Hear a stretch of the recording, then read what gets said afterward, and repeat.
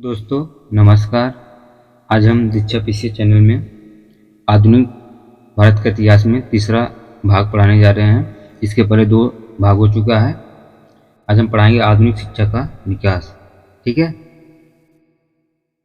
इसमें जो पहला है आपका है डेक्कन एजुकेशन सोसाइटी की स्थापना संबंधित थे बीजी तिलक जो है 1884 ईस्वी में इसकी औपचारिक रूप में स्थापना बीके चिंपल्लू डकर बीजी तिलक एमबी नामजोशी ने मिलकर की थी। ठीक है, किसका शिक्षा का विकास। और स्वदेशी एवं बहिष्कार आंदोलन के समय राष्ट्रीय शिक्षा का भी प्रचार प्रसार हुआ था। ठीक है, इस समय अनेक राष्ट्रीय स्कूलों की स्थापना हुई है। इन राष्ट्रीय स्कूलों में किस प्रकार की शिक्षा दी जाए इसको निर्धारित करने के लिए 15 अगस्त 1906 को नेशनल काउंसिल ऑफ एजुकेशन अर्थात राष्ट्रीय शिक्षा परिषद की स्थापना की गई। ठीक है, सर विलियम जोन्स ने 1789 ईस्वी में कालिदास के प्रसिद्ध नाटक अभिज्ञान शाकुंतलम का अंग्रेजी भाषा में अनुवाद किया था। Sir William Jones Calcutta high court के जज के रूप में भारत आए थे और 1784 ईस्वी में इन्होंने कलकत्ता में रॉयल एशियाटिक सोसाइटी की स्थापना की थी। ठीक है, 1854 के चार्ल्स हुड के डिस्पैच को आधार बनाकर लॉर्ड कैनिंग के समय में लंदन विश्वविद्यालय के तर्ज पर 1857 में 3 विश्वविद्यालय भारत में स्थापित किए गए थे। पहला था आपका कलकत्ता, दूसरा मद्रास और तीसरा आपका मुंबई था। ठीक है, आगे आपका है अगला चैप्टर जो है आपका 19वीं शताब्दी पुनर्जागरण सामाजिक धार्मिक सुधार आंदोलन। ठीक है, पुनर्जागरण आधुनिक भारतीय इतिहास की एक महत्वपूर्ण घटना है। ठीक है, जिसने भारतीयों को आत्म निरीक्षण करने के लिए विश्वस किया था या विवश। ठीक है, इसमें पुनर्जागरण के कारण क्या क्या है। पहला जो आपका है भारत की सामाजिक एवं धार्मिक स्थिति क्या थी। ठीक है, 18वीं शताब्दी का भारतीय समाज अंधविश्वासों के जाल में जकड़ा हुआ था। समाज कठोर जाति प्रथा पर आधारित था। ठीक है, छुआछूत का परंपरा अपने चरमोत्कर्ष पर पहुंच चुकी थी। ठीक है, उस समय जो छुआछूत या परंपरा था वो काफ़ी उच्च लेवल पहुंच गया था। ठीक है, जिससे भारतीय समाज उच्च एवं निम्न 2 वर्गों में विभक्त हो गया था। समाज में सती प्रथा, कन्यावध, विधवा व्यवस्था, पर्दा प्रथा, अशिक्षा जैसी कुरीतियां विद्यमान थी। इन्हीं कारणों से सामाजिक धार्मिक सुधार आंदोलन की आवश्यकता थी। ठीक है, पढ़ी। इसके बाद आप करते हैं दूसरा जो है ईसाई धर्म का प्रचार प्रसार कैसे हुआ। तो 1813 के अधिनियम द्वारा ईसाई मिशनरियों का भारत में आने, यहाँ बसने तथा प्रचार प्रसार करने की अनुमति मिली थी। ठीक है, इसी समय से भारत में ईसाई धर्म के प्रचार प्रसार में तेजी आई। बड़ी संख्या में निम्न वर्ग के हिंदुओं को ईसाई बनाया जाने लगा। इससे हिंदुओं में प्रतिक्रिया हुई और सुधार का कार्य प्रारंभ हुआ था। ठीक है, अगला आपके पाच्यवादियों पर प्रभाव। पाच्यवादी वे अंग्रेज विद्वान थे जो प्राचीन भारतीय संस्कृति से अत्यधिक प्रभावित थे। पाच्यवादियों ने भारतीय इतिहास मतलब धर्म, दर्शन, कला का अध्ययन किया और प्राचीन उपलब्धियों को प्रकाश में लाने में योगदान दिया था। ठीक है, इससे भारतीयों में आत्मगौरव व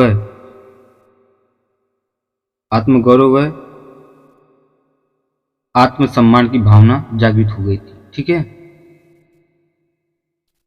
अगला है आपका चौथा अंग्रेजी शिक्षा एवं पाश्चात्य विचारधारा का प्रभाव कैसा रहा। ठीक है, भारत में अंग्रेजी प्रभुत्व की स्थापना के साथ साथ ही पाश्चात्यीकरण आधुनिकीकरण की प्रक्रिया प्रारंभ हुई थी।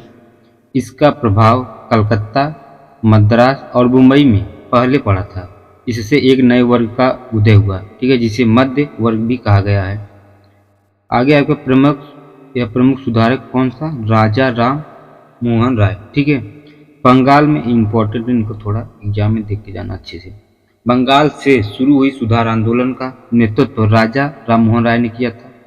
इसी कारण इन्हें भारत के नवजागरण का अग्रदूत, सुधार आंदोलनों का प्रवर्तक और आधुनिक भारत का पहला महान नेता कहा जाता है। ठीक है, राजा राममोहन राय के विषय में थोड़ा दृष्टि से देख लीजिए इसको, एक दृष्टि में। जैसे जन्म इनका कहाँ हुआ था, तो बंगाल में। कब हुआ था, 1774 ईस्वी में। प्रथम ग्रंथ फारसी भाषा में तोहफल उल मुहिउद्दीन। ठीक है, आगे आपका है 1817 ईस्वी में डच घड़ी साज डेविड हेयर के सहयोग से कलकत्ता में हिंदू कॉलेज की स्थापना की गई थी। ठीक है, हिंदू कॉलेज की स्थापना की गई थी। आगे है आपका 1825 ईस्वी में कलकत्ता में वेदांत कॉलेज की भी स्थापना की गई थी। इसके बाद आपका 1828 ईस्वी में ब्रह्म समाज की स्थापना की गई।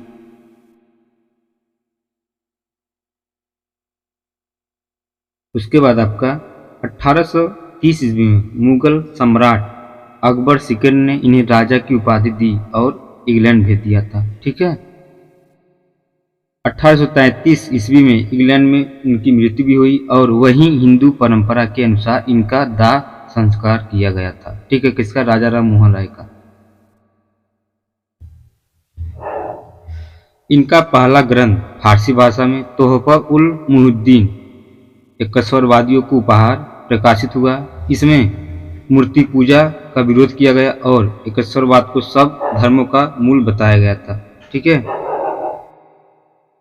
आगे है आपका 1828 ईस्वी में इन्होंने ब्रह्म समाज की स्थापना की, जिसका उद्देश्य क्या था, तो राजा राम मोहन राय की मान्यताओं के अनुसार हिंदू धर्म में सुधार करना था। इन्होंने समाज सुधार एवं शिक्षा के विकास पर अत्यधिक भी बल दिया था। इसके बाद ब्रह्म समाज के विषय में थोड़ा जान लीजिए। 1828 ईस्वी में ब्रह्म समाज की स्थापना राजा राम मोहन राय ने किया था। 1833 ईस्वी में राजा राम मोहन राय की मृत्यु के बाद इसका नेतृत्व द्वारिकानाथ टैगोर के हाथों में आया। केशव चंद्र सेन की उदारता के कारण ब्रह्म समाज में फूट पड़ गई थी। ठीक है, 1865 में देवेंद्र नाथ टैगोर ने इन्हें आचार्य के पद से हटा दिया था। उसके बाद केशव चंद्र सेन ने भारतीय ब्रह्म समाज की स्थापना की। केशव चंद्र सेन के प्रयासों से सरकार 1872 ईस्वी में ब्रह्म विवाह एक्ट पारित किया गया। 1878 ईस्वी में भारतीय ब्रह्म समाज में फूट पड़ गई थी। ठीक है, केशव चंद्र के अनेक अनुयायी मिलकर साधारण ब्रह्म समाज की स्थापना की, जिसके अध्यक्ष बने थे आनंद मोहन बसु। ठीक है, इसके बाद आपका आता है ब्रह्म समाज संस्थापक कौन था, तो राजा राम मोहन राय थे। आदि ब्रह्म समाज के संस्थापक कौन था, देवेंद्र नाथ टैगोर थे। भारतीय ब्रह्म समाज के संस्थापक केशव चंद्र सेन। साधारण ब्रह्म समाज संस्थापक आनंद मोहन बसु एवं उनके सहयोगी थे। ठीक है, इसके बाद आते हैं ईश्वरचंद्र विद्यासागर। ठीक है, इनके विषय में देख लीजिए थोड़ा। इनकी विद्वता के कारण इन्हें विद्यासागर की उपाधि मिली थी। समाज सुधार के क्षेत्र में इनका सबसे बड़ा काम विधवा विवाह को कानूनी मान्यता दिलाने में थी। इन्हीं के प्रयासों से ब्रिटिश सरकार ने 1856 में विधवा पुनर्विवाह अधिनियम पारित किया गया था। स्त्री शिक्षा के विकास में भी इनका योगदान महत्वपूर्ण है। इन्होंने बेथुन स्कूल के निरीक्षक की हैसियत से 35 बालिका विद्यालयों की स्थापना की थी। ठीक है, इसके बाद आते हैं यंग बंग आंदोलन। यंग बंग आंदोलन के प्रवर्तक हेनरी विवियन डेरोजियो थे। ठीक है, डेरोजियन आधुनिक पाश्चात्य विचारों से प्रभावित थे। सुरेंद्र नाथ बनर्जी ने हेनरी विवियन डेरोजियो को आधुनिक सभ्यता का अग्रदूत और अपनी जाति के प्रतीक के रूप में स्वीकार किया था। ठीक है, इसके बाद आते हैं प्रार्थना समाज। 1867 ईस्वी में केशव चंद्र सेन की प्रेरणा से आत्माराम पांडुरंगा ने इसकी स्थापना मुंबई में की थी। 1869 ईस्वी में महादेव गोविंद रानाडे एवं आरजी भंडारक जैसे लोग इसके सदस्य भी बने थे। ठीक है, परम हंस मंडली 1849 ईस्वी में आत्माराम पांडुरंग ने मुंबई में परम हंस मंडली की स्थापना की थी।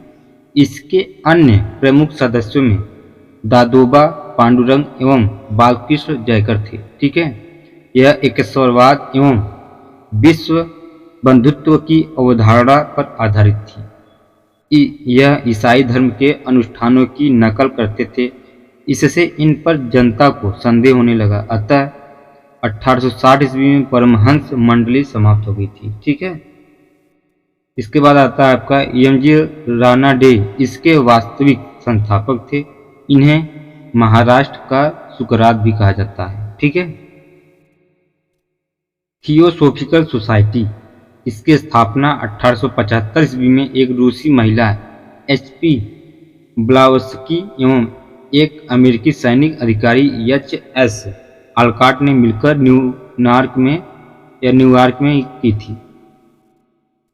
इसके संस्थापक 1879 में भारत आए एवं मद्रास के निकट अडयार में 1882 ईस्वी में इसका मुख्यालय स्थापित की गई थी।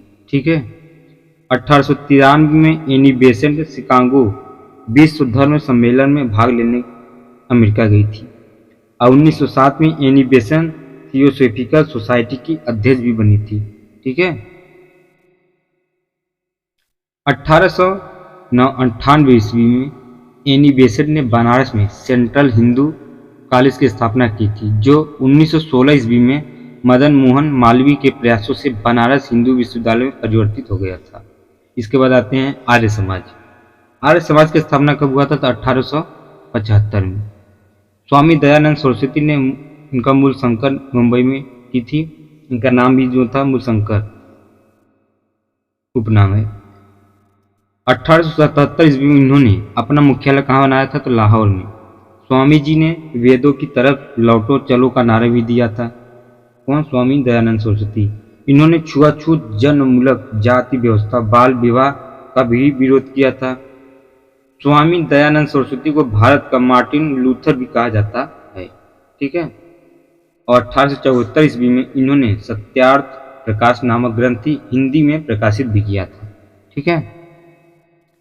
और आर्य समाज द्वारा शुद्धि आंदोलन चलाया गया। इसके माध्यम से जो हिंदू, ईसाई अथवा मुसलमान बन गए थे, इनकी इच्छा से उन्होंने पुनः हिंदू धर्म भी लाया गया था।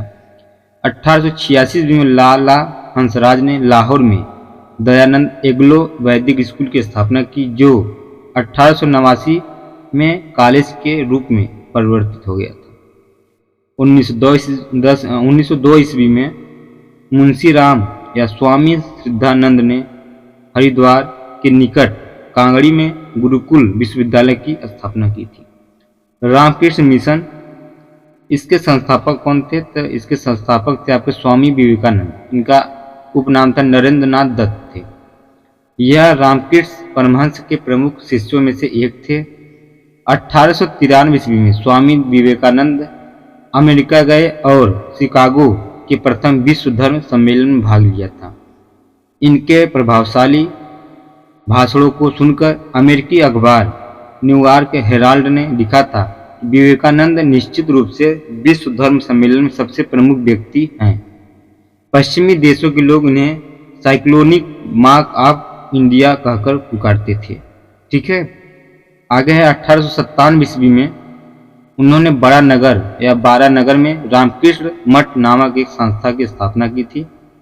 1899 ईस्वी में बेल्लूर मतलब पश्चिम बंगाल में एक मठ की स्थापना की गई।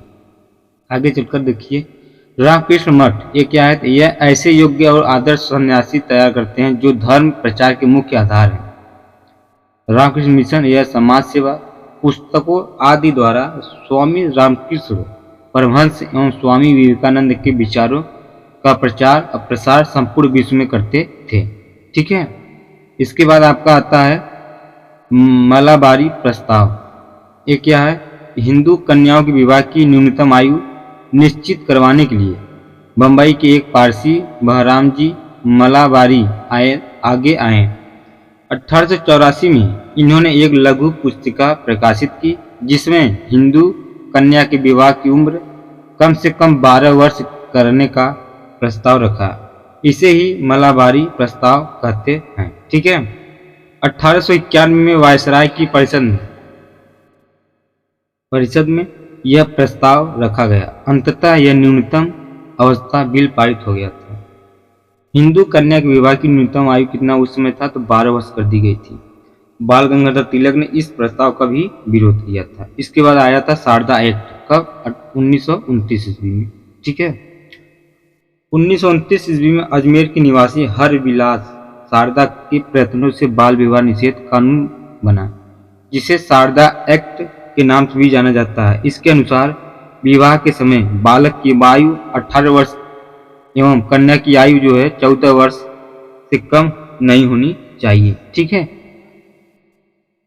इसके बाद आपका आता है अगला चैप्टर है आपका मुस्लिम सुधार आंदोलन। ठीक है, 8वां चैप्टर है मुस्लिम सुधार आंदोलन। इसमें पहला आपका है अलीगढ़ आंदोलन।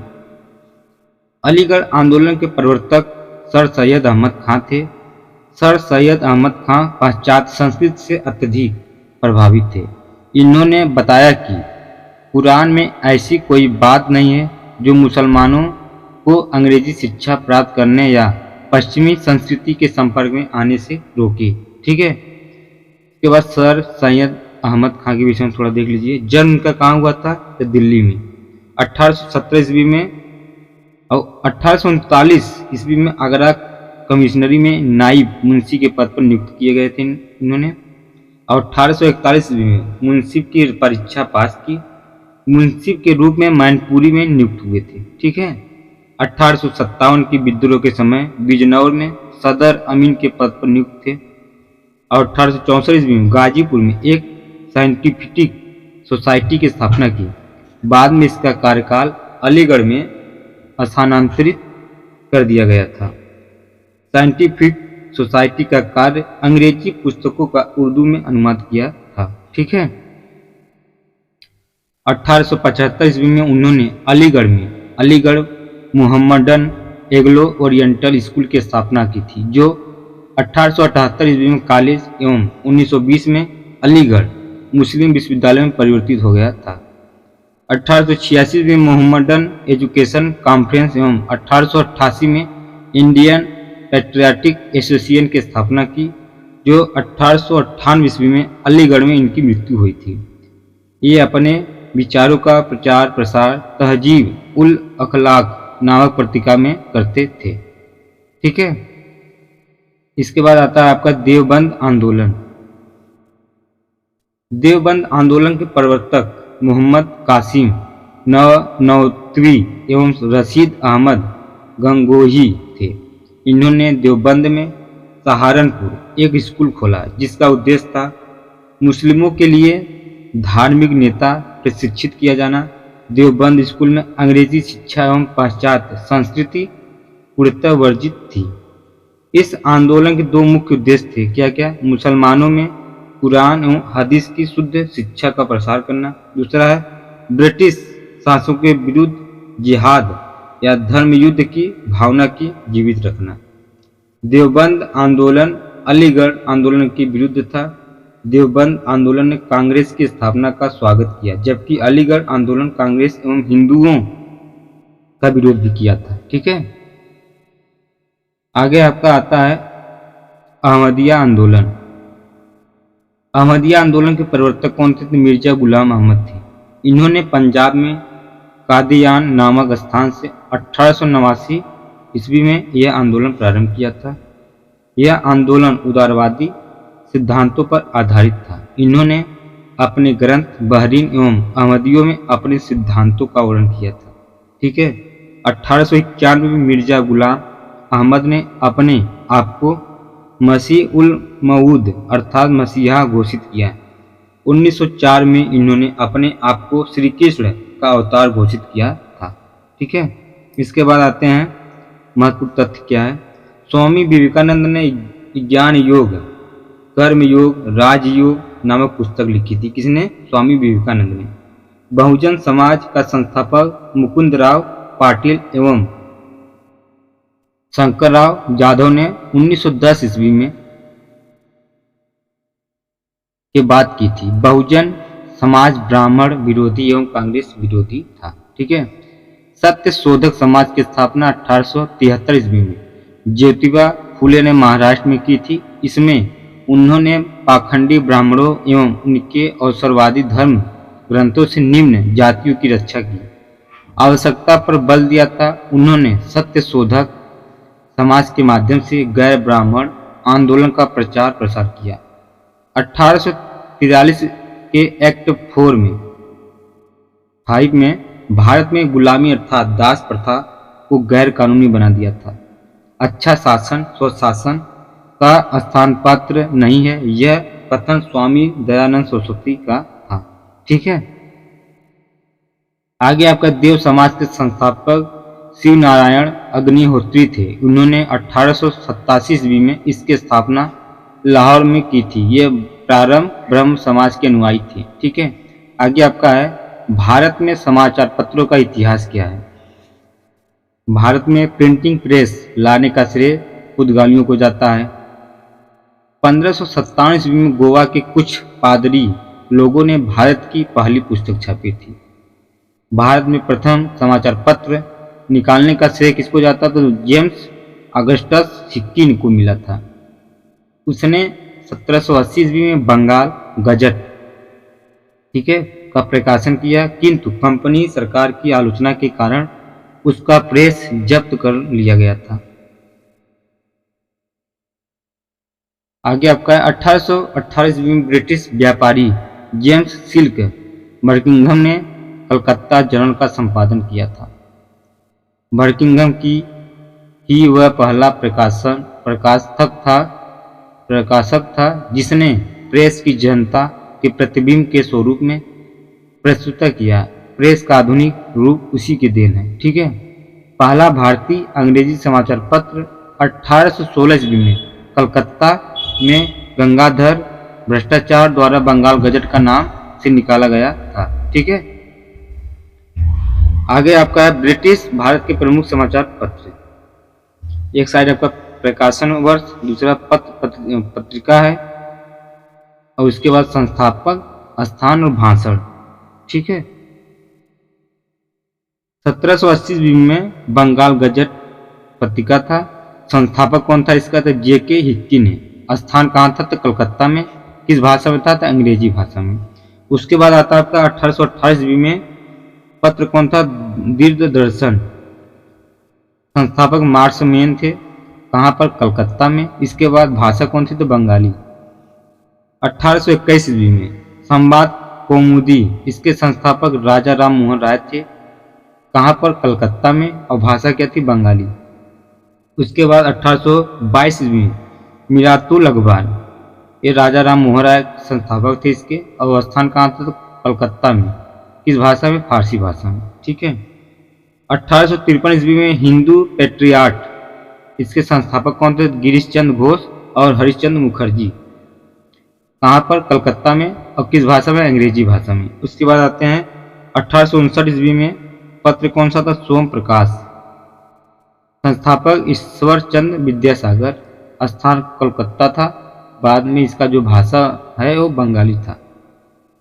1821 ईस्वी में इंडियन मिरर पत्र था। इसके संस्थापक देवेंद्र नाथ टैगोर और मनमोहन घोष थे। कहाँ पर, कलकत्ता में। स्थान था इसका अंग्रेजी भाषा में।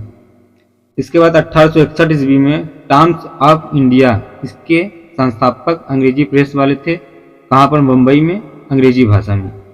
1868 ईस्वी में अमृत बाजार पत्रिका, कहाँ पर, इसके संस्थापक कौन थे, मोतीलाल घोष और शिशिर घोष। किस स्थान पर, कलकत्ता में, बंगाली भाषा में। उसके बाद आते हैं 1873 में बंग दर्शन पत्र था। इसके संस्थापक जो थे, आगे आपका है 1868 में अमृत बाजार पत्रिका, कौन सा, तो मोतीलाल घोष और शिशिर घोष। कहाँ पर, कलकत्ता में, बंगाली में। ठीक है, उसके बाद आता है 1873 में बंग दर्शन, बंकिम चंद्र चटर्जी। कहाँ पर, कलकत्ता में। ठीक है, इसकी भाषा कौन थी, तो बंगाली थी। उसके बाद आते हैं 1878 ईस्वी में हिंदू, इसके पत्र थे। उसके बाद संस्थापक भी राघवाचारी थे। ठीक है, मद्रास में स्थान था और अंग्रेजी भाषा में। इसके बाद आता है 1879 ईस्वी में बंगाली में पत्र था SN बनर्जी, इसके संस्थापक थे। कहाँ पर, कलकत्ता में, अंग्रेजी भाषा में। 1881 ईस्वी में केसरी आई थी। पत्र है। इसके बाद केलकर इसके संस्थापक थे।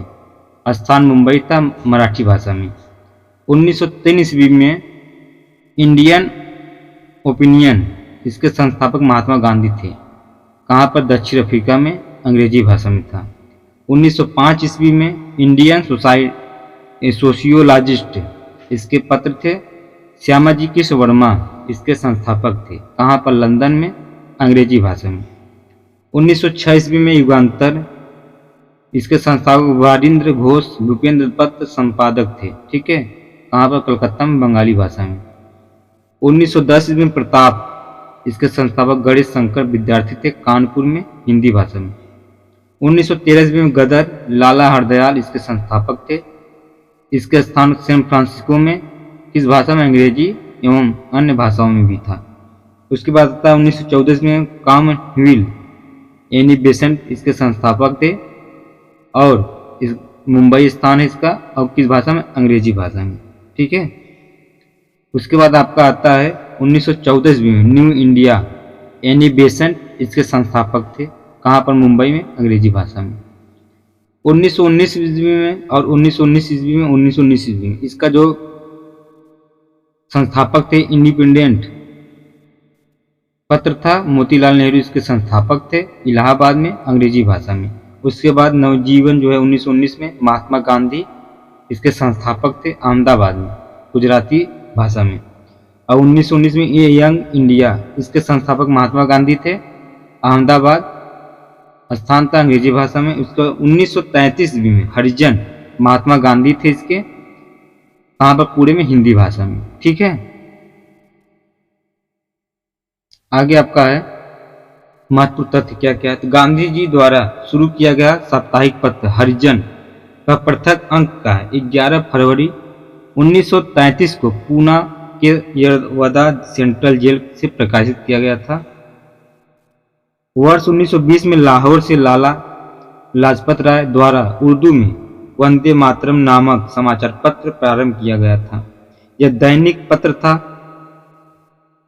इसके अतिरिक्त अंग्रेजी में दी पीपुल नामक साप्ताहिक पत्र भी निकाले थे। ठीक है, 1 नवंबर 1913 ईस्वी को अमेरिका के सैन फ्रांसिस्को नगर से गदर पत्र का प्रथम अंक उर्दू में प्रकाशित किया गया था। यह पत्र अंग्रेजी, हिंदी एवं गुरमुखी भाषा में प्रकाशित होता था। इसका उद्देश्य क्या था? तो भारतीय सेना में, विशेषकर सिखों में ब्रिटिश सत्ता के विरुद्ध बगावत की भावना पैदा करना था। लॉर्ड वेलेस्ली ने सर्वप्रथम 1799 ईस्वी में फ्रेंच सेंसरशिप लागू की थी। इसने समाचार पत्रों के प्रतिक्षण अधिनियम 1799 पारित कर समाचार पत्रों पर युद्धकालीन सेंसर लागू कर दिया था। ठीक है, उसके बाद 1828 में लॉर्ड हेस्टिंग ने इस अधिनियम को समाप्त कर दिया था। ठीक है, अगला चैप्टर आपका आ जाएगा गवर्नर जनरल और जनरल वायसराय। ठीक है, गवर्नर जनरल, उसके बाद आपका आ जाएगा वायसराय। ठीक है, रॉबर्ट क्लाइव 1757 से 60 में प्रथम कार्यकाल था और दूसरा कार्यकाल इनका क्या था? 1765 से 1767 ईस्वी के लिए। ठीक है, इनका 2 कार्यकाल था। इसका रॉबर्ट क्लाइव का। रॉबर्ट क्लाइव बंगाल का पहला गवर्नर था। कहाँ का? बंगाल का। 1765 में अवध के नवाब शुजाउद्दौला एवं शाह आलम के साथ इलाहाबाद की संधि की थी। मुगल बादशाह शाह आलम ने बंगाल, बिहार और उड़ीसा की दीवानी का अधिकार 1765 ईस्वी में कंपनी को दे दिया था। ठीक है, किसने? शुजाउद्दौला। 1765 में बंगाल में द्वैध शासन भी प्रारंभ हो गया था। 1766 में इसने घोषणा की कि दोहरा भत्ता उन सेना अधिकारियों को दिया जाएगा जो बंगाल और बिहार सीमा क्षेत्र के बाहर सेवा दे रहे हैं। ठीक है, फिर इसके बाद किसका शासन कहलाता है? वारेन हेस्टिंग्स का, 1772 से 85 ईस्वी तक। वारेन हेस्टिंग्स ने 1772 में क्लाइव के द्वैध शासन को समाप्त किया और बंगाल में ईस्ट इंडिया कंपनी की सत्ता स्थापित की थी। 1773 के रेगुलेटिंग एक्ट द्वारा इसे बंगाल का पहला गवर्नर जनरल बनाया गया। वारेन हेस्टिंग्स ने मुगल सम्राट को मिलने वाली 26 लाख रुपए की वार्षिक पेंशन बंद करवा दी। साथ ही इलाहाबाद तथा कड़ा जिले को मुगल बादशाह से लेकर 50 लाख रुपए में अवध के नवाब शुजाउद्दौला को बेच दिया। ये सब अवध के नवाब के साथ 1773 की बनारस की संधि के बाद हुआ था। 1773 के रेगुलेटिंग एक्ट द्वारा कलकत्ता में सुप्रीम कोर्ट की स्थापना की गई, जिसके अधिकार क्षेत्र के दायरे में कलकत्ता के सभी लोग आते थे। कलकत्ता के बाहर के विवादों का निपटारा यह अदालत तभी करती थी जब इसके लिए दोनों पक्ष सहमत थे। कलकत्ता में एक सदर दीवानी और एक सदर निजामत अदालत की स्थापना की गई थी। ठीक है। प्रथम मराठा आंग्ल युद्ध जो है सालबाई की संधि 1782 ईस्वी के शासनकाल में संपन्न हुआ था। 1781 में हेस्टिंग्स ने कलकत्ता में मुस्लिम शिक्षा के लिए एक मदरसे की स्थापना की थी। इसके ही समय में 1782 में जोनाथन डंकन ने बनारस में संस्कृत विश्वविद्यालय की स्थापना करवाई थी। इसी के समय 1784 में the Asiatic Society of Bengal की स्थापना सर विलियम जोन्स ने की थी। ठीक है। इसके बाद किसका शासनकाल आता था? लॉर्ड कॉर्नवालिस का। इनका कार्यकाल जो है 1786 से लेकर 93 ईस्वी तक का था। कॉर्नवालिस ने कानून की विशिष्टता की नियम जो इससे पूर्व नहीं था भारत में लागू किया गया था। कॉर्नवालिस ने 1793 में प्रसिद्ध कॉर्नवालिस कोड कॉर्नवालिस संहिता का निर्माण करवाया, जो शक्तियों के पृथक्करण सिद्धांत पर आधारित था। ठीक है। कॉर्नवालिस संहिता को प्रस्तुत कर कॉर्नवालिस ने जिला कलेक्टरों से न्यायिक एवं फौजदारी शक्तियों को वापस ले अब उनके पास राजस्व संबंधी अधिकार ही शेष रहा था। ठीक है। कॉर्नवालिस ने जिला दीवानी न्यायालयों के लिए एक नए पद जिला न्यायाधीश का सृजन किया, जो सभी दीवानी मामले देखता था। ठीक है। इसके बाद आता है इसने भारतीय न्यायाधीश के अध्यक्षता वाली जिला फौजदारी अदालतों को समाप्त कर दिया और यूरोपीय अदालतों की स्थापना की थी। ठीक है। कॉर्नवालिस को भारत में नागरिक सेवा का जनक माना जाता है। इसने उच्च प्रशासनिक पदों पर भारतीयों की नियुक्ति बंद कर दी। तृतीय मैसूर युद्ध 1790 से 92 तथा श्रीरंगपट्टनम की संधि जो है 1792 ईस्वी में शासनकाल में हुआ था।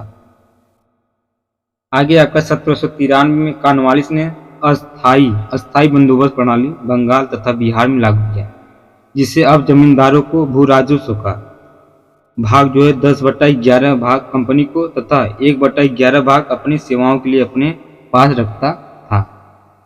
इसके बाद किसका शासनकाल आता है? सर जॉन शोर का। 1793 से 98 तक शासनकाल किया था। सर जॉन शोर के समय में ब्रिटिश संसद ने 1793 का चार्टर एक्ट पास किया। ये तटस्थ नीति का पोषक था। ठीक है। यह अपनी हस्तक्षेप नीति के लिए प्रसिद्ध था। इसने केवल अवध के मामले में हस्तक्षेप किया था। इसके बाद किसका शासनकाल आता है? तो लॉर्ड वेल्जली 1798 से लेकर 1805 ईस्वी तक। ठीक है। लॉर्ड वेल्जली अपनी सहायता संधि या सहायक संधि प्रणाली के कारण प्रसिद्ध हुआ था। इसकी नीतियों का लक्ष्य भारत में ब्रिटिश प्रभुसत्ता की स्थापना करना था। इसने भारत में अंग्रेजी साम्राज्य के विस्तार को अपना लक्ष्य बनाया था। ठीक है। सहायता संधि में शामिल होने वाले राज्यों में कंपनी एक सहायक सेना रखती थी एवं संबंधित राज्य में एक ब्रिटिश रेजिमेंट को नियुक्त किया जाता था। हालांकि वेल्जली से पूर्व भारत में सहायक संधि का प्रयोग डुप्ले फ्रांसीसी ने किया था। ठीक है। सहायक संधि करने वाला पहला राज्य हैदराबाद के निजाम थे। ठीक है। इसके बाद वेल्जली के समय चौथा आंग्ल मैसूर युद्ध लड़ा गया और 1799 में टीपू सुल्तान को हारने के पश्चात इसने मैसूर पर कब्जा कर लिया था। 1799 में इसने मेहदी अली नामक दूत को फारस के शाह के दरबार में भेजा था। लॉर्ड वेल्जली ने कलकत्ता में नागरिक सेवा में भर्ती किए गए युवकों को प्रशिक्षित करने के लिए फोर्ट विलियम कॉलेज की स्थापना की थी। वेल्जली बंगाल के टाइगर नाम से प्रसिद्ध था। ठीक है, इसके बाद किसका शासनकाल आता था? Lord Cornwallis 1805। यह इसका दूसरा कार्यकाल था, परंतु 3 माह बाद गाजीपुर में इसकी मृत्यु हो गई। यही इसकी कब्र बनी हुई है। कहाँ पर? गाजीपुर में। इसके बाद आता है सर जॉर्ज बालो 1805 ईस्वी में। इसने हस्तक्षेप की नीति का कड़ाई से पालन किया था। इसके समय में होलकर के साथ संधि, राजपुर घाट की संधि 1805 में हुई थी। द्वितीय आंग्ल मराठा युद्ध समाप्त हो गया था इसी समय। उसके बाद लॉर्ड मिंटो प्रथम आए थे। 1807 से 13 तक इनका शासनकाल था। उसके बाद 1809 में मिंटो ने चार्ल्स मेटकाफ को महाराजा रणजीत सिंह के दरबार में भेजा गया, जहां अमृतसर की संधि हुई। इसके समय में चार्टर एक्ट 1813 पारित हुआ। इसी ने बुंदेलखंड और नागपुर के विद्रोहों को समाप्त किया। लॉर्ड हेस्टिंग्स 1813 से 23। ठीक है, इसने हस्तक्षेप नीति का अंत करके भारत में राजनीतिक एकता स्थापित करने का भी प्रयास किया था।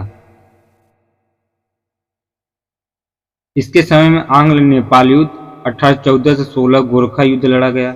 इसके समय में पिंडारियों का दमन हुआ था।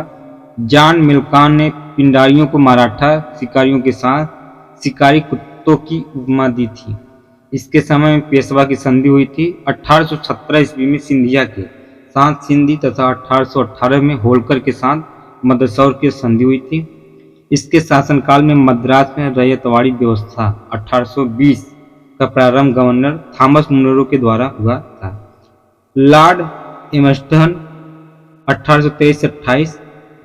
इसके समय में प्रथम आंग्ल बर्मा युद्ध 1824-26 लड़ा गया, जिसमें बर्मी सेनाएं पराजित हुई थी। ठीक है, 1826 में दोनों के मध्य यानडुबू की संधि हुई। इससे कंपनी के नियंत्रण वाले क्षेत्रों का विकास हुआ। इसके समय में 1824 में बैरकपुर की सैनिक छावनी में विद्रोह हुआ, जिसका कारण था भारतीय सैनिकों द्वारा बर्मा जाकर युद्ध करने से इनकार किया। ठीक है, क्योंकि समुद्र पार जाना इनके धर्म के विरुद्ध था। ठीक है, आगे आपका आता है लॉर्ड विलियम बैटिंग 1828 से 35 तक। विलियम कैवेंडिश बैटिंग भारत के प्रथम गवर्नर जनरल बने।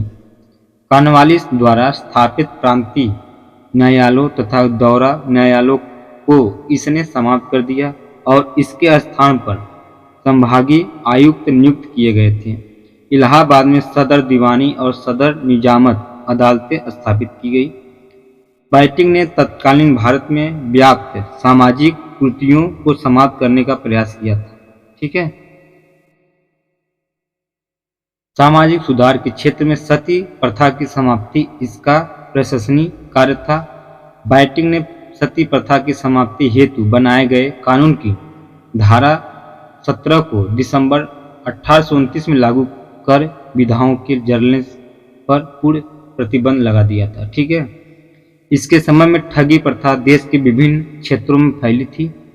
इसकी समाप्ति के लिए बैटिंग ने कर्नल स्लिम तथा स्थानीय रियासतों की मदद से 1830 तक ठगी प्रथा का अंत कर दिया गया।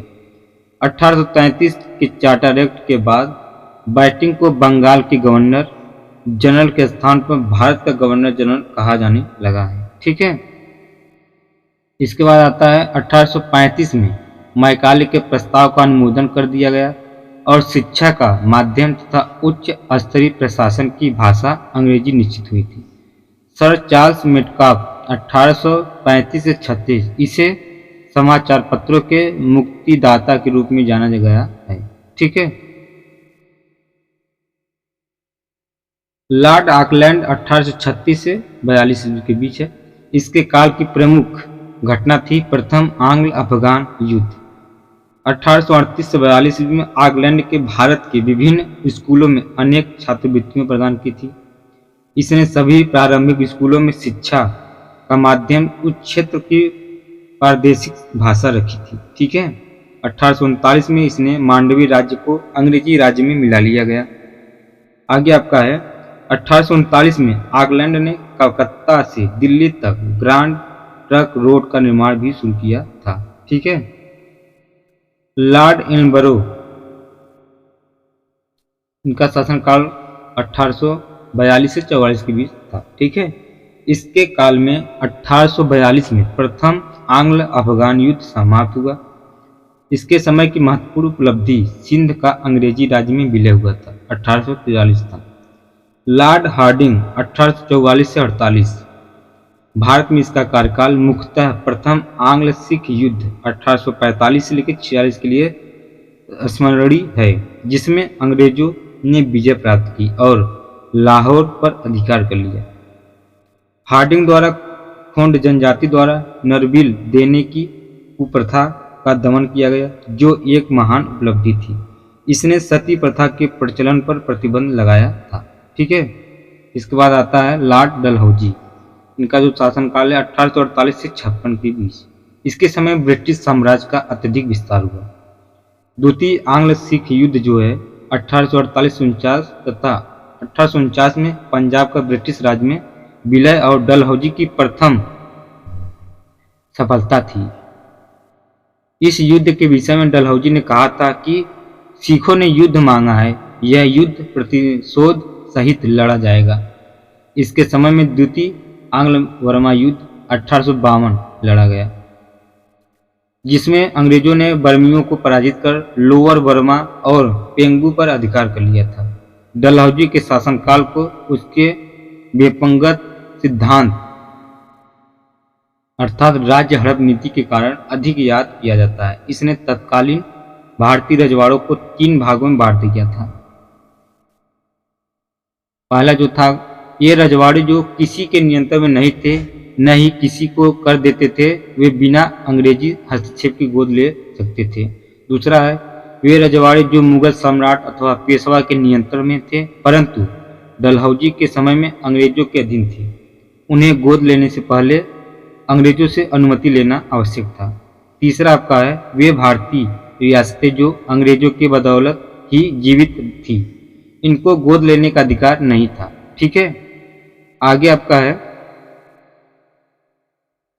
इस सिद्धांत द्वारा सर्वप्रथम 1848 में सतारा का विलय किया गया। 1849 में जैतरपुर एवं संभलपुर, 1850 में बाघात मतलब 1852 में उदयपुर, 1853 में झांसी एवं 1854 में नागपुर का विलय हो गया था। ठीक है। 1853 में इसने हैदराबाद के निजाम पर धनराशि बकाया होने का आरोप लगाकर उससे बराड़ छीन लिया। 1856 में अवध को कुप्रशासन का आरोप लगाकर अंग्रेजी साम्राज्य में मिला लिया गया था। यहाँ के नवाब वाजिद अली शाह को 12 लाख रुपए वार्षिक पेंशन देकर कलकत्ता निर्वासित कर दिया गया था। ठीक है। आगे आपका है, डलहौजी द्वारा विलय किए गए राज्य कौन कौन से थे।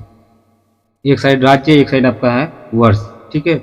सतारा जो है आपका 1848 ईस्वी में, जैतरपुर संभलपुर ये 1849 में, बघात 1850 में, उदयपुर 1852 में, झांसी 1853, नागपुर का 1854 और करौली 1855। अवध कुशासन के आरोप में 1856 था। ठीक है। उसके बाद आपका आता है, इसी के समय में शिमला को भारत की ग्रीष्मकालीन राजधानी बनाई जानी प्रारंभ कर दी थी। रेलवे का विकास इसके प्रयासों का प्रतिफल था। डलहौजी को भारत में रेलवे का जनक भी माना जाता है, क्योंकि इसी के प्रयत्नों के फलस्वरूप महाराष्ट्र में 1853 में मुंबई से थाने का प्रथम रेलगाड़ी चलाई गई थी। ठीक है। डाक सुधार के क्षेत्र में इसने पहली बार भारत में डाक टिकटों का प्रचलन करवाया। 1854 में पारित पोस्ट ऑफिस एक्ट द्वारा तीनों प्रेसिडेंसियों में डाकघरों की अच्छी देखरेख के लिए एक महानिदेशकों की नियुक्ति की गई थी। डलहौजी ने पृथक रूप से भारत में पहली बार सार्वजनिक निर्माण विभाग की स्थापना की थी। ठीक है। 1854 में इसने लोक सेवा विभाग की स्थापना की थी। इसी के समय में भारतीय प्रशासनिक सेवा आईसीएस की प्रतियोगिता परीक्षा शुरू हुई। इसके समय में 1855 में संथाल विद्रोह भी हुआ था। इसके बाद किसका शासनकाल? लॉर्ड कैनिंग का, 1856 से 62 के बीच में। लॉर्ड कैनिंग भारत में कंपनी द्वारा नियुक्त अंतिम गवर्नर जनरल तथा ब्रिटिश सम्राट के अधीन नियुक्त भारत का पहला वायसराय था। 1857 का महत्वपूर्ण ऐतिहासिक विद्रोह इसी के शासनकाल में हुआ था। भारत का पहला विश्वविद्यालय कलकत्ता में 1857 में तथा बाद में बम्बई में तथा मद्रास में स्थापित हुई थी। ठीक है, आगे आपका लॉर्ड मैकाले द्वारा प्रस्तावित भारतीय दंड संहिता 1858 में आवश्यक परिवर्तनों के साथ 1861 में लागू कर दिया गया था। 1861 का भारतीय परिषद अधिनियम कैनिंग के समय आया, जिसमें गवर्नर जनरल की काउंसिल के सदस्यों की संख्या 4 से बढ़ाकर 5 कर दी गई थी। ठीक है, इसी के समय 1858 में भारतीय दंड संहिता तथा 1859 में सिविल दंड प्रक्रिया संहिता पारित हुआ था। ठीक है, कैनिंग ने सैनिक तथा असैनिक व्यय में कमी कर दी तथा नोट रुपए का प्रचलन किया था। आगे आपका सामाजिक सुधारों के अंतर्गत विधवा पुनर्विवाह अधिनियम 1856 कैनिंग के समय ही पास हुआ था। सार्वजनिक सुधारों के तहत रेल लाइनों, सड़कों तथा नहरों का निर्माण किया गया। न्यायिक सुधारों के अंतर्गत कैनिंग ने 1861 में हाई कोर्ट एक्ट पारित किया। ठीक है, जिसके अंतर्गत मुंबई, कलकत्ता तथा मद्रास में एक एक उच्च न्यायालय की स्थापना की गई थी। ठीक है, इसने भारत में दास प्रथा को गैर कानूनी बनाया था। इसके बाद आता है लॉर्ड एगलिन 1862 से 63। इसकी सबसे महत्वपूर्ण सफलता थी बहावियों को आंदोलन का दमन करना। इसके समय में विधवा पुनर्विवाह को प्रोत्साहन प्राप्त हुआ था। ठीक है, और 1863 में पंजाब में इसकी मृत्यु भी हो गई थी। इसके बाद आता है आपका सर जॉन लॉरेंस 1864 से 69 तक। इसके समय भूटान का महत्वपूर्ण युद्ध 1864 में हुआ था, जिसमें भूटान पराजित हुआ। अंततः दोनों पक्षों के बीच संधि हुई थी। 1865 में इसके द्वारा यूरोप के साथ दूरसंचार व्यवस्था के लिए भारत में यूरोप बीच प्रथम समुद्री टेलीग्राफ सेवा शुरू की गई थी। आगे आपका लॉर्ड मेयो, इसका है 1859 से 72। मेयो ने 1870 में भारत में वित्तीय विकेंद्रीकरण की शुरुआत की। इसने बजट घाटे को कम किया तथा आयकर की दर को 1% से बढ़ाकर 2.5% कर दिया था। ठीक है, 1871 में भारत में पहली बार जनगणना मेयो के ही समय शुरू हुआ। यह प्रायोगिक जनगणना थी जो रिपन के काल 1881 से नियमित रूप से शुरू हुई थी। इसने बम्बई एवं मद्रास में नमक कर में वृद्धि कर दी। इसी के समय भारतीय सांख्यिकी सर्वेक्षण विभाग की स्थापना हुई थी। ठीक है, 1872 में मेयो के अंडमान में एक अफगान द्वारा चाकू मारकर हत्या कर दी गई। मेयो पहला भारतीय वायसराय था जिसकी हत्या कार्यकाल के दौरान उसके ऑफिस में की गई थी। लॉर्ड नॉर्थब्रुक 1872 से 76। इसके समय में 1872 का प्रसिद्ध बुका विद्रोह हुआ था। बंगाल एवं बिहार में भयानक अकाल भी पड़ा था। 1873 ईस्वी में इसने घोषणा की कि मेरा उद्देश्य करों को हटाना तथा अनावश्यक वैधानिक कार्यवाहियों को बंद करना है। ठीक है, इसके बाद इसने अफगानिस्तान के संदर्भ में हस्तक्षेप नीति का पालन किया था। इसके समय में सुएज नहर खुल जाने के कारण भारत और ब्रिटेन के मध्य व्यापार में वृद्धि हुई थी। इसके समय 1875 में Prince of Wales King Edward सप्तम भारत यात्रा पर आए थे। इसके बाद आते हैं लॉर्ड लिटन 1876 से 80 के बीच में। इसी के समय 1876 से 78 तक भारत में भीषण अकाल पड़ा। सबसे अधिक प्रभाव मद्रास, बम्बई, मैसूर, हैदराबाद, पंजाब तथा मध्य प्रांत में पड़ा था। ठीक है, इसी के समय में 1878 में वर्नाकुलर प्रेस एक्ट पारित कर भारतीय भाषा में समाचार पत्रों का प्रतिबंधित कर दिया गया था। ठीक है, वर्नाकुलर प्रेस एक्ट को एस.एन. बनर्जी ने आकाश से होने वाला वज्रपात कहा है। इसी के समय में सिविल सेवा परीक्षा की उम्र 21 वर्ष से घटाकर 19 वर्ष कर दी गई थी, जिसका उद्देश्य क्या था, तो भारतीयों को प्रतियोगिता में प्रवेश से रोकना था। ठीक है, इसने कपास पर लगे आयात शुल्क को कम कर दिया था। इसके बाद शासनकाल आता है लॉर्ड रिपन का 1880 से 84। इसे ग्लैडस्टोन के नेतृत्व वाली लिबरल पार्टी द्वारा नियुक्त किया गया। 1881 का प्रथम फैक्ट्री एक्ट इसी के समय पारित हुआ था। रिपन के सुधार कार्यों में सर्वाधिक महत्वपूर्ण कार्य था स्थानीय स्वशासन की शुरुआत। यह स्थानीयों या भारतीयों को स्वायत्त प्रशासन या शासन की शिक्षा देना चाहता था, जिससे आगे चलकर वे स्वयं अपने शासन का भार संभाल सके। ठीक है, इसके बाद आता है आपका चर्चिल इल्बर्ट विधेयक 1883 में रिपन के समय प्रस्तुत किया गया। इल्बर्ट बिल पर हुए विवाद के कारण रिपन ने कार्यकाल समाप्त होने से पूर्व त्यागपत्र दे दिया था। इसने नगरों में नगरपालिका का गठन किया। रिपन अपने बारे में प्रायः कहता था, मेरा मूल्यांकन मेरे कार्यों से करना, न कि मेरे शब्दों से। ठीक है, लॉर्ड डफरिन 1884 से 88। डफरिन ने किसानों के हितों की रक्षा की और विशेष ध्यान दिया। इसके शासनकाल की महत्वपूर्ण घटना थी तृतीय आंग्ल बर्मा युद्ध 1885 से 88, जिसमें बर्मा पराजित हुआ था। डफरिन ने बर्मा को जीतकर अंग्रेजी राज में मिला लिया था। ठीक है,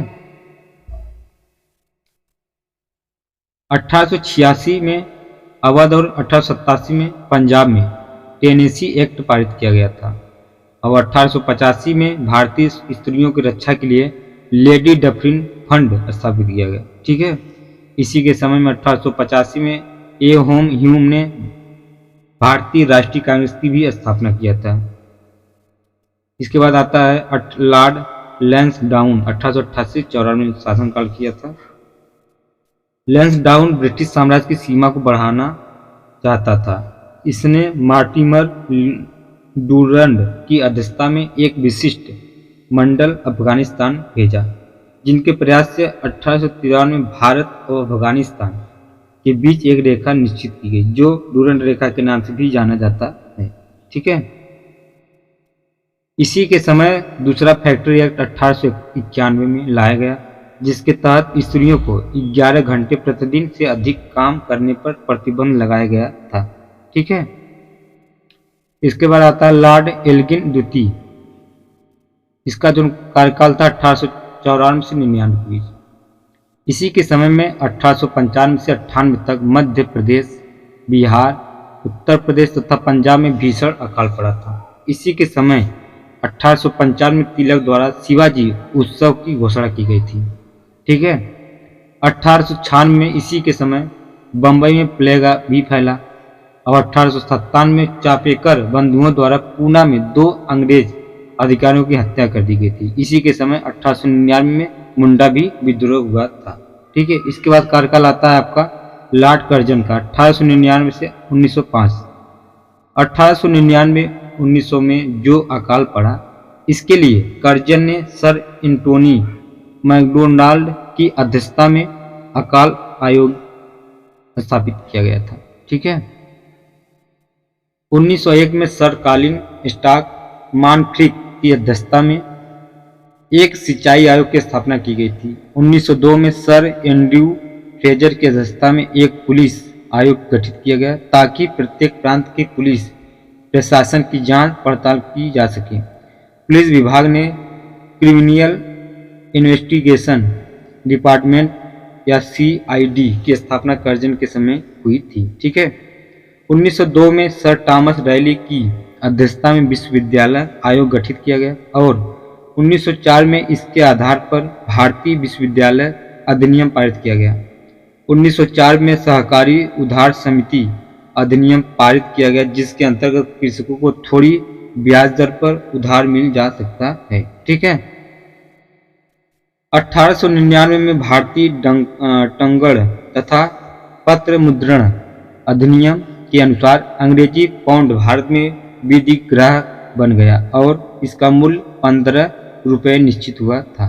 ठीक है, इसके बाद आता है आपका कर्जन ने किचनर से विवाद होने के कारण ही 1905 में त्याग पत्र दे दिया था। ठीक है, कर्जन के भारत विरोधी कार्यों में सर्वाधिक महत्वपूर्ण कार्य था। 1905 में बंगाल का विभाजन हुआ और इसने 1905 में भारत लोक सेवा मंडल तथा रेलवे बोर्ड का गठन भी कर दिया। लॉर्ड मिंटो द्वितीय 1905 से 10, इसी के समय 1906 में मुस्लिम लीग की स्थापना की गई थी और 1907 में सूरत अधिवेशन में कांग्रेस का विभाजन हुआ और 30 अप्रैल 1908 को खुदीराम बोस को फांसी की सजा मिल गई थी। ठीक है, 1909 में एसपी सिन्हा वायसराय कार्यकारिणी में नियुक्त हुए। ठीक है, लॉर्ड हार्डिंग द्वितीय 1910 से 16, इनके समय में 1911 में बंगाल विभाजन निरस्त कर दिया गया और 1911 में दिल्ली में बंगाल विभाजन रद्द तथा भारत की राजधानी दिल्ली से हस्तांतरित करने की घोषणा। इसी के समय 1902 में दिल्ली राजधानी बनी थी। 1905 में इसी के समय गदर आंदोलन का प्रारंभ तथा डिफेंस ऑफ इंडिया अधिनियम पारित हुआ। 1905 में ही गोपाल कृष्ण गोखले तथा फिरोज शाह मेहता का देहांत हो गया था। ठीक है, 4 अगस्त 1914 को इसी के समय प्रथम विश्व युद्ध की शुरुआत हुई थी और 1916 में हार्डिंग को बनारस हिंदू विश्वविद्यालय का कुलाधिपति नियुक्त किया गया था। ठीक है, इसके बाद आता है लॉर्ड चैम्सफोर्ड 1916 से 21। 1916 में इसके समय तिलक और एनी बेसेंट द्वारा क्रमशः अप्रैल और सितंबर में होम रूल की स्थापना की गई थी। ठीक है, इसके बाद आते हैं 1916 में कांग्रेस और मुस्लिम लीग के बीच लखनऊ पैक्ट हुआ। इसी के समय 1917 में गांधी जी का चंपारण सत्याग्रह शुरू किया गया था। ठीक है, 1917 में ही शिक्षा पर सैंडलर आयोग की नियुक्ति की गई। इसी के समय 13 अप्रैल 1919 को जलियांवाला बाग हत्याकांड हुआ था। ठीक है, 1919 का रॉलेट एक्ट इसी के समय पारित हुआ था और 1919 को ही मॉन्टेग्यू चैम्सफोर्ड सुधार अधिनियम लाया गया था। ठीक है, अलीगढ़ मुस्लिम विश्वविद्यालय की स्थापना 1920 में इसी के समय की गई थी। 1920 में इसी के समय भारतीय ट्रेड यूनियन कांग्रेस का प्रथम अधिवेशन हुआ था। इसके बाद कार्यकाल आता लॉर्ड रेडिंग 1921 से 26 तक। इसके समय में नवंबर 1921 में प्रिंस ऑफ वेल्स भारत आए थे। 1921 में भारत के दक्षिणी पश्चिमी समुद्री तट पर मोपला विद्रोह इसी के समय हुआ था। ठीक है, 5 फरवरी 1922 को चौरी चौरा कांड हुआ। रेडिंग के समय में 1922 में विश्व भारती विश्वविद्यालय ने कार्य करना प्रारंभ कर दिया था। ठीक है, इसके बाद 1924 में कानपुर में अखिल भारतीय साम्यवादी दल का गठन हुआ। 9 अगस्त 1925 का काकोरी डकैती कांड रेडिंग के समय हुआ था। लॉर्ड इरविन 1926 से 31, इसके समय 1928 में साइमन कमीशन भारत आया था। ठीक है, इसके बाद 1928 में बंबई में सर्वदलीय सम्मेलन का आयोजन हुआ और 1928 में ही मोतीलाल नेहरू की अध्यक्षता में एक समिति का गठन हुआ जिसे नेहरू रिपोर्ट कहा गया। ठीक है, 12 मार्च 1930 को गांधी जी द्वारा ऐतिहासिक दांडी यात्रा प्रारंभ की गई थी और 5 मार्च 1931 को गांधी इरविन समझौते पर हस्ताक्षर हुए थे। इसके बाद आता है लॉर्ड विलियंगटन 1931 से 36। ठीक है, 1 सितंबर से 1 दिसंबर 1931 तक द्वितीय गोल मेज सम्मेलन का आयोजन लंदन में विलियंगटन के समय हुआ। इसी सम्मेलन में गांधी जी ने कांग्रेस का प्रतिनिधित्व किया था। ठीक है, इसके बाद 25 सितंबर 1932 को गांधी जी और अम्बेडकर के बीच पुनः समझौता हुआ था। विलियंगटन के समय में ही दिसंबर 1932 के तृतीय गोलमेज सम्मेलन आयोजन हुआ था। 1 अगस्त 1933 में गांधी जी ने दोबारा सविनय अवज्ञा आंदोलन शुरू किया। भारत सरकार अधिनियम 4 अगस्त 1935 इसी के समय पास किया गया था। इसके बाद आते हैं लॉर्ड लिंथिंगो 1936 से 44। भारत में नियुक्त अंग्रेज गवर्नर जनरलों में इसका कार्यकाल सबसे लंबा था। ठीक है, इसके बाद पहला आम चुनाव 1936 से 37 में हुआ। 5 प्रांतों में कांग्रेस को पूर्ण बहुमत प्राप्त हुआ। 2 प्रांतों में समर्थन से बनाई कुल 8 प्रांतों में कांग्रेस की सरकार बनी थी और 8 अगस्त 1940 को वायसराय द्वारा अगस्त प्रस्ताव लाया गया। 1941 में रविन्द्रनाथ टैगोर की मृत्यु हो गई। लीलथिंगो के समय 1942 में पीस मिशन भारत आया था। ठीक है, और 9 अगस्त 1942 में गांधी जी, अबुल कलाम आजाद जैसे नेताओं को गिरफ्तार कर लिया गया था। इसके बाद आते हैं लॉर्ड वेवेल 1944 से 47। 1947 में शिमला समझौता हुआ था। मुस्लिम लीग ने कैबिनेट मिशन योजना को अस्वीकार किया तथा 16 अगस्त 1946 को अप्रत्यक्ष कार्रवाई दिवस मनाया गया। 2 दिसंबर 1946 को जवाहरलाल नेहरू के नेतृत्व में अंतरिम सरकार का गठन किया गया था। 9 दिसंबर 1946 को संविधान सभा की प्रथम बैठक हुई थी। ठीक है, लॉर्ड माउंटबेटन मार्च 1947 जून 1948 तक वायसराय माउंटबेटन ने जून 3 प्लान के अनुसार 3 जून 1947 को भारत के विभाजन की घोषणा की थी। ठीक है, और 7 अगस्त 1947 को संविधान सभा पाकिस्तान में जिन्ना को अध्यक्ष चुना गया था। उसके बाद 15 अगस्त 1947 को भारत स्वतंत्र हो गया था। ठीक है, तो दोस्तों ये वीडियो आपको अच्छा लगे तो लाइक और सब्सक्राइब जरूर करना, क्योंकि यहीं पर हम समाप्त कर रहे हैं वीडियो। अगले वीडियो में अगला भाग लाएंगे। ठीक है, अब अगला भाग में जो लाएंगे आपको राष्ट्रीय आंदोलन 1885 से लेकर 1947 ईस्वी तक, राष्ट्रवाद का उदय। ठीक है, और ये वीडियो आपको जो भी मतलब सुझाव हो आप शेयर कर सकते हैं। हम इसमें जो या तो पॉलिटी पढ़ाना हो या ज्योग्राफी, तो इसमें आप कह सकते हैं तो कमेंट में, तो हम इसको पढ़ाएंगे। ठीक है, ठीक, थैंक